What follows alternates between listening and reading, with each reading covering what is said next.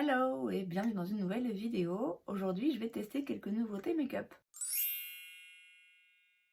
Alors, je dis nouveautés, on s'emballe pas quand même, c'est pas des nouveaux produits qui viennent de sortir sur le marché, c'est simplement des nouveaux produits dans ma collection, certains que je vous ai montrés dans un récent haul, et il y a aussi deux choses ici que j'ai depuis un moment, mais que j'ai pas encore eu l'occasion d'essayer, donc c'est maintenant ou jamais. Je n'ai ni nouveau primer, ni nouveau fond de teint, donc ces étapes-là, je vais les passer un petit peu vite parce que c'est pas ça qui nous intéresse aujourd'hui.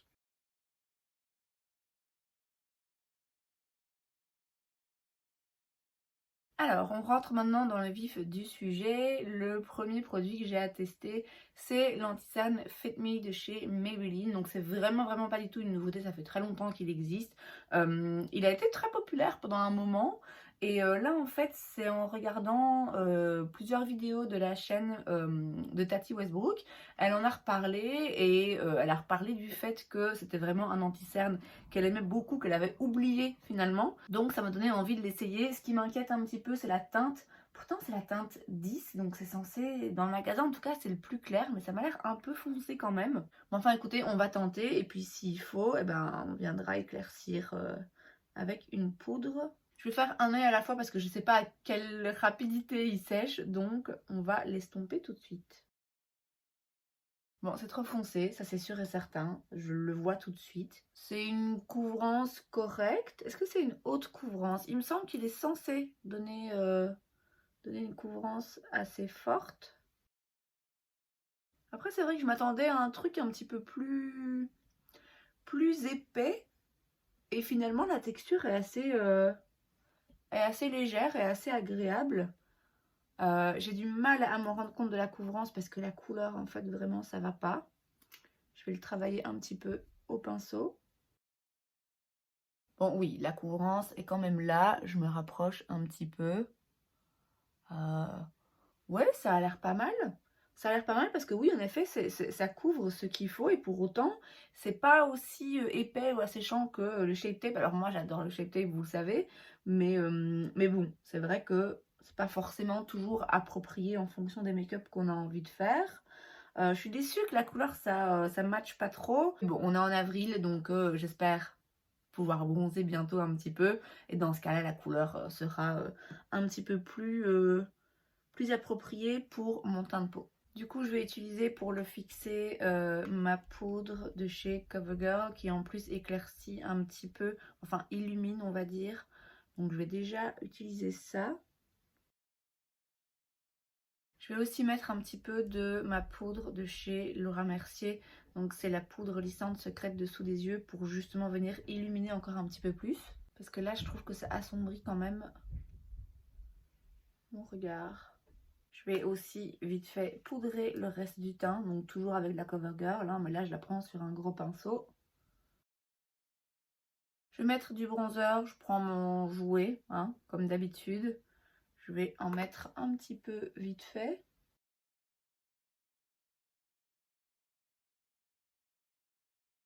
Et on passe maintenant à un autre nouveau produit que j'ai, c'est un blush de chez Essence que j'ai dans la teinte Vin Bespoke, qui est légèrement satiné en fait.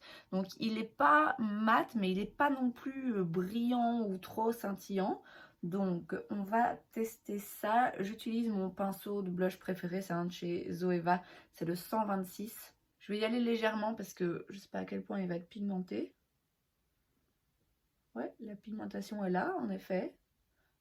Ça se dégrade bien.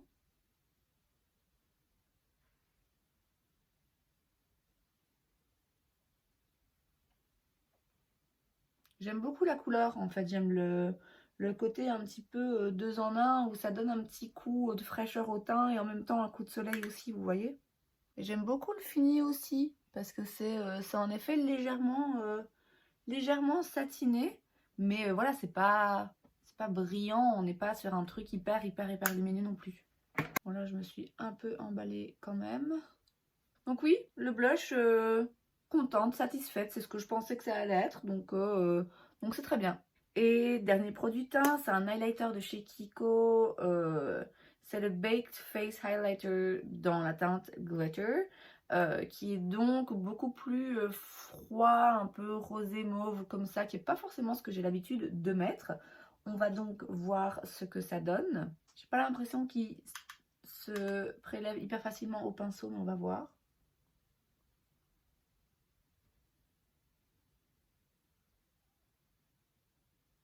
Ouais. En fait, quand on le pose, il est beaucoup plus rosé. On voit pas tellement les paillettes finalement. C'est bizarre parce que quand je le travaillais au doigt en swatch comme ça, j'avais l'impression que justement ça faisait ressortir les paillettes. Là, je vois plus un pigment et pas forcément un pigment que j'ai envie de voir en highlighter. C'est très rosé en fait, je sais pas si vous voyez, du fait que ce soit très rosé, ce serait limite un peu trop foncé, alors que quand on voit comme ça, on pense pas que ça va être un highlighter foncé, que du contraire. Ouais, là pour le coup, vraiment pas convaincu, hein. Bon, à voir aussi, c'est peut-être juste pas le meilleur choix en combinaison avec ce blush.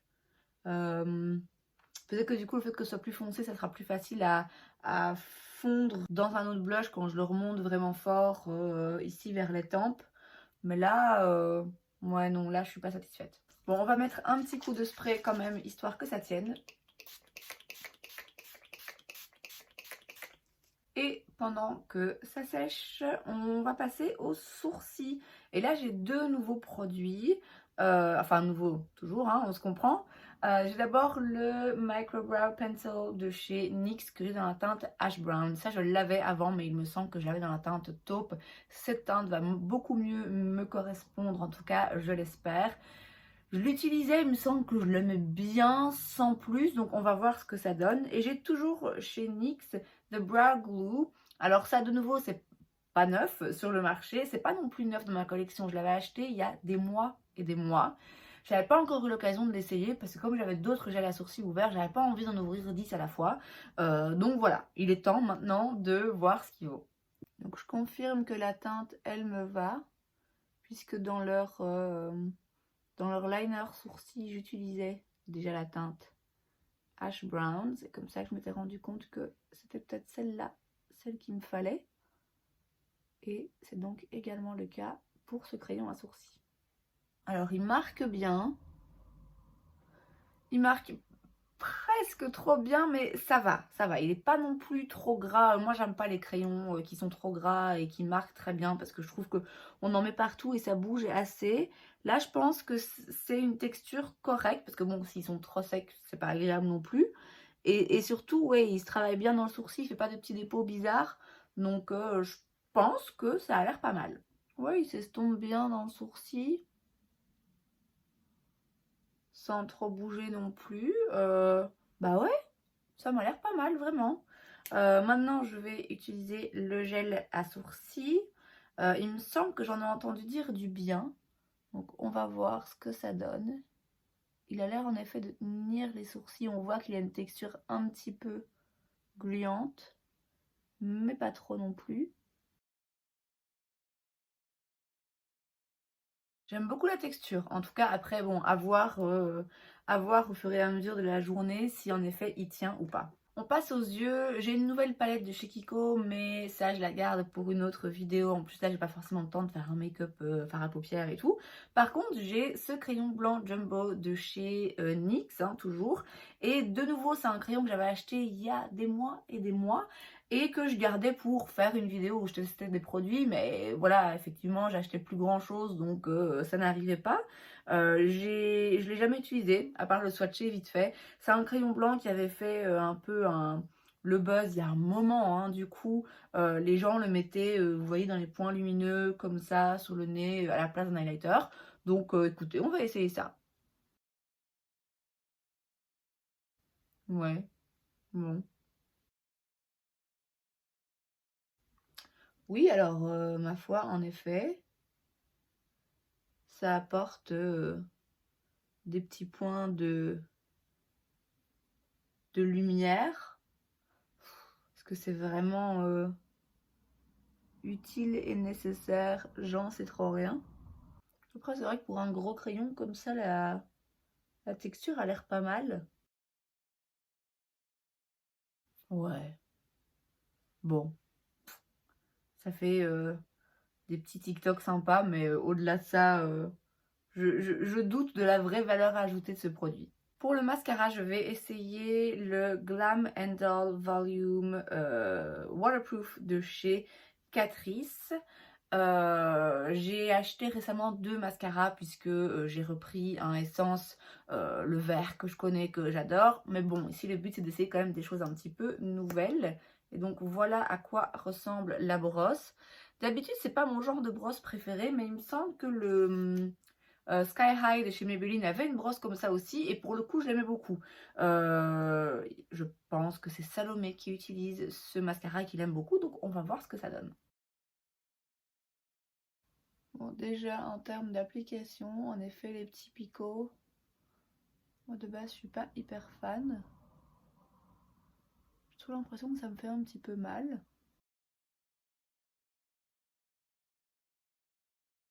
Bon, j'en ai mis un peu partout, mais on va ignorer le truc.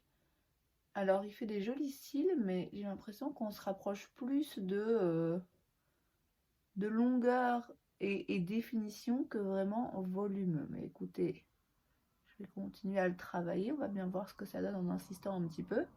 Bon, il y a une différence, hein, je nettoierai après, je pense que c'est clair. Ça fait des très jolis cils, c'est vrai. Volume, je suis pas sûre. Bon, alors je pense que sur cet œil-là, il n'y avait pas encore assez de produit peut-être sur la brosse que pour vraiment bien en déposer. C'est quand même vraiment pas mal. On va voir aussi hein, sur la longueur de la journée s'il tient la courbe ou pas. Mais ouais, ça a l'air pas mal. Et puis de toute façon, les mascaras, moi j'attends toujours un petit peu parce qu'il y a des mascaras que j'aime pas en première utilisation. Et quand après quelques semaines ils commencent à sécher, là je les adore. Donc on va attendre encore un petit peu avant de se prononcer. Mais c'est plus que pas mal. Alors, je vais essayer vite fait, je vais pas le laisser sur mes lèvres, mais c'est juste pour voir un petit peu ce que ça donne, le Color Changing Lipstick de chez Essence, qui est donc un rouge à lèvres qui s'adapte au pH de votre peau. Voilà. On a beaucoup vu ce genre de produit récemment, il me semble, dans les Will I Buy It, donc c'est l'occasion d'en tester un.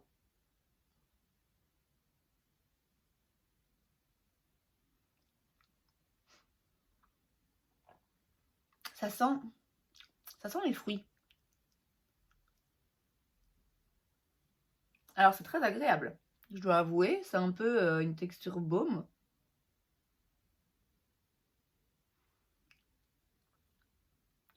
Maintenant la couleur, oh non, on n'y est pas du tout.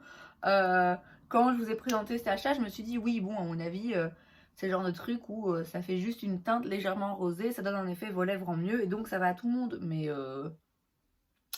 non. On est sur un baume, hein, on n'est pas quelque chose d'opaque. Bon, alors j'ai pas de crème à lèvres non plus, ça aide sans doute pas. Mais ouais, si c'est ça que ça donne quand ça s'adapte à mon pH est contre moi. Hein. Je sais pas, après, il faut peut-être le laisser un petit peu plus longtemps, mais bon, là, j'ai pas forcément le temps, donc on verra plus tard. Je vais mettre autre chose, à commencer par mon éternel Plumping Lip Liner de chez Catrice dans la teinte 040.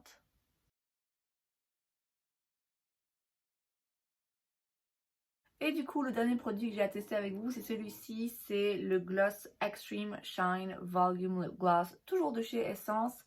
C'est la teinte 11 Power of Nude. J'ai déjà testé ce produit, il me semble que c'était le même, hein, mais en version transparente, qui était tout à fait correct. Bon, c'est un gloss transparent, forcément, ça pouvait pas être transcendant non plus. Mais là, la couleur me parle bien, donc on va voir ce que ça donne. J'avais l'impression quand je l'avais swatché que c'était un peu mentholé, mais non, c'est autre chose. J'aime beaucoup la couleur, je trouve que ça rehausse mes lèvres juste ce qu'il faut. C'est assez nude et en même temps pas trop nude non plus que ça sert à rien, vous voyez. Donc c'est vraiment une très jolie couleur. Je l'aime beaucoup. J'aime beaucoup l'effet, bon après c'est un gloss, ça fait un effet glossy, enfin voilà. Bon, je m'attends pas à ce qu'il tienne hyper longtemps, c'est un gloss. Mais en termes d'application, de goût, c'est important quand même, et de couleur et de rendu, je suis assez satisfaite. Voilà donc le résultat Insta, je reviendrai vers vous, faut que je frotte un petit peu ça là, je reviendrai vers vous en journée pour voir ce que ça a donné, la tenue de l'anti-cerne, du gel à sourcils, du mascara, tout ça, et bien du coup on refera un point plus tard. Alors voilà, on se retrouve, il est 18h30. Je l'avais pas précisé, mais quand je me suis maquillée, il était aux environs de 11h. Et on va regarder du coup un petit peu comment ça a évolué, en tout cas pour les choses dont on peut évaluer la tenue dans le temps. Alors je commence avec l'anti-cerne, bon j'ai plus rien autour du nez comme d'habitude, j'ai la trace des lunettes, voilà on connaît. Mais pour l'anti-cerne, franchement il a très bien tenu. C'est un tout petit peu filé ici, mais franchement c'est vraiment très minime. Donc en effet il tient très bien. J'ai pas l'impression que ce soit le plus joli. J'ai l'impression qu'ici il me crée des petites ridules. Bon après j'en ai, hein, qu'on se le dise. Mais j'ai l'impression que ça assèche quand même un petit peu. Pourtant il n'avait pas l'air sec à l'application. Mais à voir, hein, réutiliser évidemment. Et puis surtout la couleur ça va pas du tout. Donc je pense que ça m'induit aussi un petit peu en erreur.